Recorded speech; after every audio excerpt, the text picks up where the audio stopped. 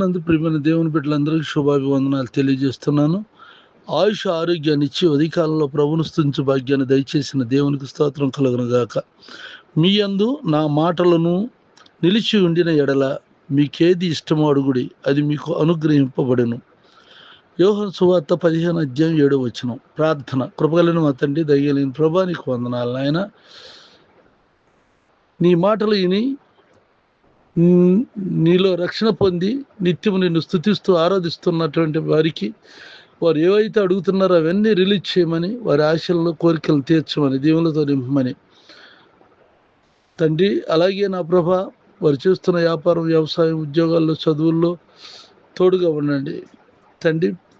ప్రతి ఆర్థికంగా ప్రతి లోటును తీర్చండి, దీవులతో నింపండి, నిత్యం నీ కాపుదలు ఉంచండి. సంతానం లేని వారికి సంతానం దయచేయండి తండ్రి. అలాగే అప్పుల్లో ఉన్నవారికి అప్పులు తీర్చండి, ఉద్యోగాలు లేని వారికి ఉద్యోగాలు దయచండి, దేవులతో నింపండి. నా తోటి సేవకులైనటువంటి వారిని కూడా నీ చేతులు ఎత్తి పట్టుకుని కాపాడండి. యేసు నామములో ప్రార్థిస్తున్నాను తండ్రి, ఆమేన్.